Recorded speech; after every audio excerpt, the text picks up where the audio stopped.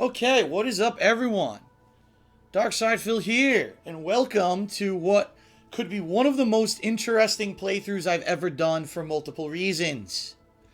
Ladies and gentlemen, this is the debut of Metal Deer Bambi Hunting Adventures. Metal Gear Solid 5 Ground Zeroes. I have chosen to play this game on the PlayStation 4 due to the fact that we have been promised 1080p visuals and 60 frames per second. However, since you are not sitting on the couch next to me, full disclosure, I am recording and broadcasting this playthrough at 720p and 30 frames per second. Reason being, number one, primarily my audience is on YouTube, and YouTube completely butchers 1080p video and only runs at 30 frames per second. So if I did full quality 1080p 60 frames, you wouldn't even be able to see it on YouTube at all. You wouldn't even see the difference. Number two, on Twitch TV, if I were to broadcast at 1080p, unfortunately I would lose my lowest quality broadcast, and I don't want those people to not be able to watch my streams. I think that's unfair. Therefore, I am doing this quality. So keep in mind, no, you won't see every digital detail. You won't see every little pimple on Snake's ass. But I will definitely let you know if, for example, if the frame rate chops up or whatever. I will definitely tell you during the course of the gameplay what I think. Now, the reason that this playthrough is going to be interesting is primarily two reasons. Okay? Number one. The first reason is because, obviously, I have quite an infamous history with Metal Gear Solid.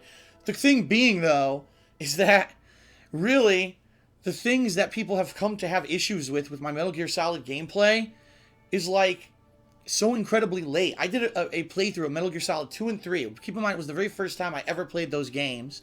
I didn't even know anything about them. I'd never watched a stream. I had never read a fact. I knew nothing about the games at all, okay? I know that they have massive fan bases, and I know that there's people who are, like, hardcore fans of the games and are way into them. That's not how, it's not, I wasn't. That was an era when I missed out on an entire era of console gaming. I was busy with competitive Street Fighter. And so when the HD collection came out 2 years ago of these games, I played them, and admittedly, I did terrible at them. I even said up front, I've never played these games, I'm probably going to suck. And boy, did I suck. Absolutely. I couldn't figure out how to use simple items. I couldn't figure out the controls at all. I got detected 5,000 times. Epic fail after epic fail. And the playthroughs went out, and people were like, okay, it's funny. He fails. It's kind of frustrating. He doesn't really learn how to efficiently play the games or whatever. And then a year passed, and I swear to God, it took a year. Now, all of a sudden, people decide, now we're going to make crazy montages of me failing in these games. Like, it's a year later, and now you're doing it. Like, it took you a year to realize that this content existed. And quite honestly, it was the Metal Gear Solid playthroughs that I did that kind of started this whole, this is how you don't play movement on YouTube. And, it is what it is. It caught fire. People think it's funny. And if you think it's funny, you think it's funny. Big deal, But I know for a fact there are people who are going to watch this playthrough just to see how I do, which I think is ridiculous. They want to see me fail. I don't know how I'm going to do. I have no clue. A lot of people are saying the gameplay's been dramatically changed. That it may be a lot easier. So we'll see what happens with that. Now, the other reason that this playthrough is going to be controversial is because of all the rumors, the controversy, everything swirling around this game right now. Because it is a $30 release, $30 to buy this game in a store.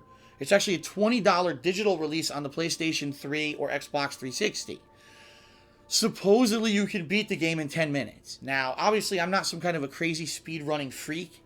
And I think that if you're trying to do that and intentionally talk shit about a game because you found a game exploit or a way around everything, you skip every cutscene and you beat it in 10 minutes, you're missing the point. A point is that games are meant to be immersive experiences.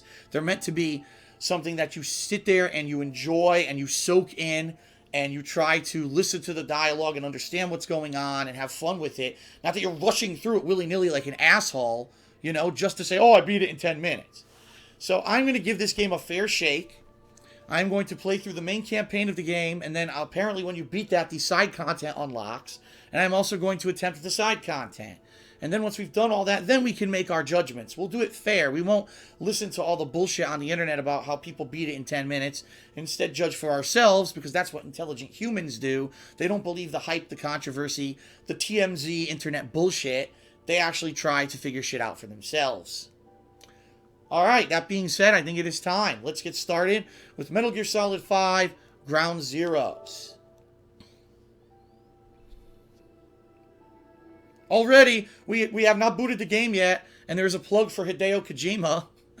A Hideo Kojima game is the first thing it says, before even the title of the game. He gives himself top billing over his own game.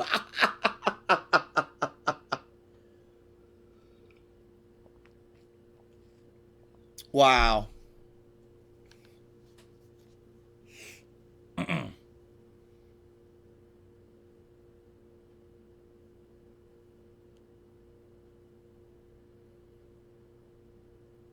Oh god, Kojima Productions, Fox Engine.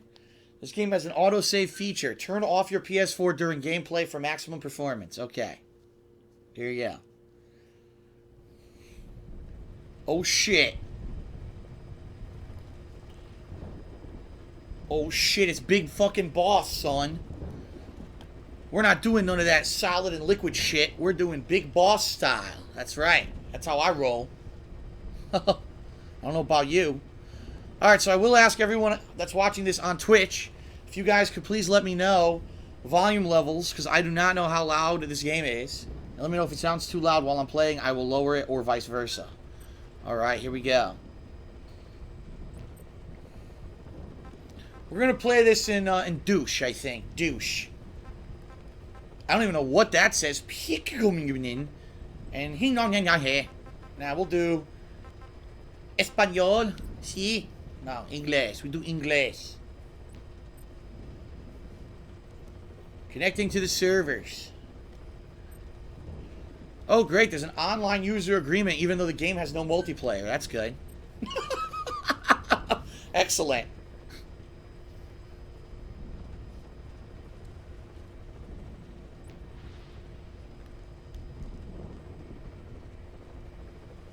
People are saying to up the game audio a bit. I could. Do I need to? I will. I'll up it a little bit right now. There, I've upped the game audio a little bit. Hopefully that's a little better. Alright, let's go to options. Oh, Lord. Control type? What is this? Oh, good. At least I get to see what my buttons are. CQC. Hold binoculars or toggle aim mode. Radio is L1. Ready your weapon is L2. Contextual actions. Reload. Change your stance. A quick dive. Binocular view.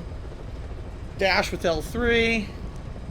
Support weapon. Secondary. Primary. And equip item. Alright. Good enough. Oops, I don't want to do that. I want to do subtitles. Where are they?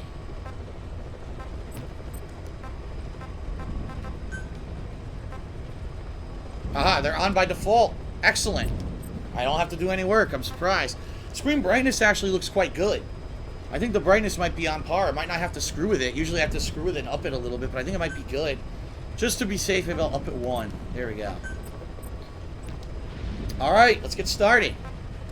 Oh, we can actually do backstory, huh? Should I do backstory? Should I get us caught up on everything before we get started here? Maybe we should. Let's look at backstory, see what this is, see if it runs like a cutscene. Here we go. For us, there is no victory. Snake. There lived a man who was a legend among mercenaries, a man who put together a formidable unit of soldiers of fortune long before the advent of private military companies that dared to call itself a nation. A man who, with his nation at his back, made an enemy of modern capital society and the world, and this is his story. We're not mercenaries, we're not a foreign legion. MSF's a business, a new kind of business, Miller. So known by codenames such as Snake and later Big Boss, he proved himself as an agent of U.S. Special Forces Unit Fox, but a certain incident spurred him to part ways with the military, and he is said to have roamed the world's war zones as a gun for hire. In 1974, Snake and his partner, Kazuhira Miller, were running a small mercenary outfit in Colombia when they were visited by a man claiming to be a professor from Costa Rica's University for Peace. According to this professor, there had been several incidents involving a mysterious armed group in Costa Rica, a country without a military of its own. The professor was accompanied by one of his students, a girl named Paz, who had been abducted and assaulted by this group. The professor and Paz offered to hire Snake to drive the group out of Costa Rica. However, Snake saw through their deception in an instant. The professor was actually a KGB agent, and the armed group in question backed by the CIA. The Cold War was no stranger to such overseas clandestine operations between US and Soviet agents, but the CIA's motives were a mystery. Paz had escaped from one of the CIA group's facilities with a cassette tape. On it was the voice of the woman known as the Mother of the Special Forces, the Boss, with a popular song from 1973 playing in the background. Oh, what was that? some fucking disco song. Dancing Queen. Alright, anyway. It was reasonable to conclude that the recording was made recently, and Snake was stunned. The Boss was supposed to be dead. What was she doing in Costa Rica? The Boss was Snake's mentor, and the only woman he ever loved. But 10 years prior, Snake was forced to take the Boss's life as part of a mission, a bitter memory that still haunted him. Despite realizing that she simply could not have survived, Snake was unable to turn the professor down. Telling himself he was intervening as a deterrent for a defenseless country, as well as to honor the virtue of Paz's name, Peace, Snake departed for Costa Rica. Once there, he ran into a unit of the Sandinista National Liberation Front that had fled Nicaragua. After rising up against the pro-American Somoza regime, these rebels had become targets for the CIA group, who killed their commandant and left the unit in shambles.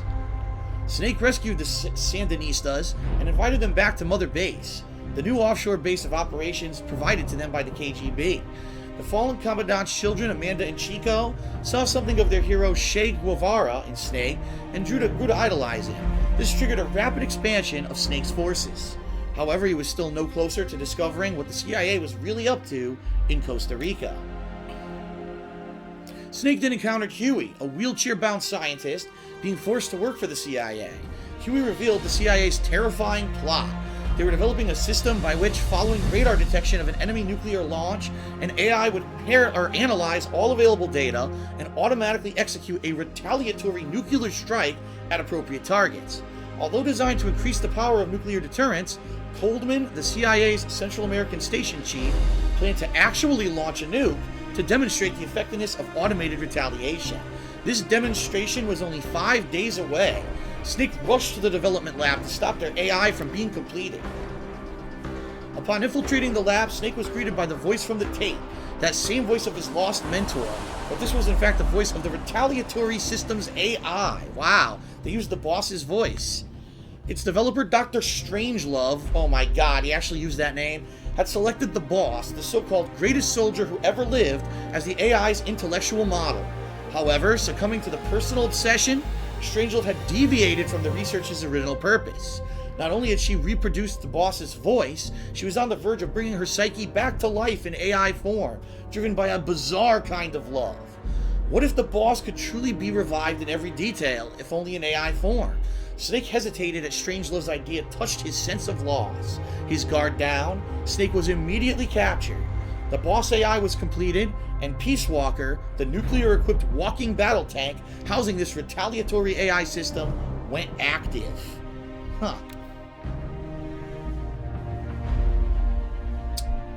Snake fought in vain as Peace Walker prepared to fire the nuke. But in the face of catastrophe, it was ultimately a machine that saved mankind from nuclear annihilation. The boss AI sank Peace Walker to the bottom of Lake Nicaragua, stopping the launch. With the crisis behind him, Snake took advantage of his recent mobilization to continue Mother Base's expansion indefinitely. Snake understood that the AI had acted to save the world, but that did not change the fact that this system based on the boss's mind had chosen at last to lay down its weapon. As a weapon himself, Snake felt the act to be a rejection of his life. Undeterred, Snake and Miller invited Doctors Huey and Strangelove to Mother Base to develop Metal Gear Zeke, a bipedal weapon that eventually equipped with a nuclear warhead, suddenly making their unit a nuclear power.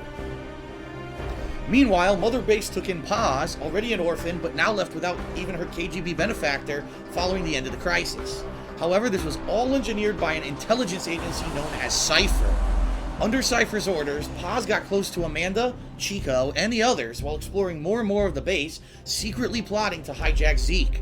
Her objective was to use the weapon as a bargaining chip to force Snake into becoming the military arm for Cypher. Paz's attempt failed when Snake defeated Zeke, and she was thrown beneath the waters of the Caribbean. It was only then that Snake learned Chico had fallen in love with her. A diary she kept while on the base was discovered several days later. It revealed a young girl torn between serving Cypher and following her heart. Perhaps due to Paz revealing the existence of Snake's nuke to Cypher, the International Atomic Energy Agency contacted Mother Base to request that it agree to a nuclear inspection. If word got out that Snake's unit had a nuclear weapon, it would face severe criticism from around the world. But Huey, acting on his own, informed the IAEA that Mother Base would allow the inspection. His reasoning was that as long as they kept Zeke and its nuke hidden from the inspectors, they could demonstrate to the international community that they were not a threat. The option to call off the inspection having expired, Snake and his men reluctantly got preparations underway. Meanwhile, Amanda, deployed to Cuba to assist the Sandinistas, learned that Paz had survived. The timing could not have been worse. Suspecting her of turning her back on the organization, Cypher had captured Paz and was interrogating her at a U.S. military base on the southern tip of Cuba. Chico learned of this and set out to save Paz himself. It was not long before a radio message from Chico reached Mother Base saying he too had been captured. With an idea as to Cypher's true identity, Snake could not allow Chico and Paz Snake could not allow what Chico and Paz knew to fall into their hands. Furthermore, if he could rescue Paz, he might be able to get information from her that would help him fight back against Cypher. On the eve of the nuclear inspection, Snake made the decision to leave for Cuba. So there you go. There's the backstory. And that makes a lot of sense. Now we know what the hell Snake's doing on this plane. Alright, here we go.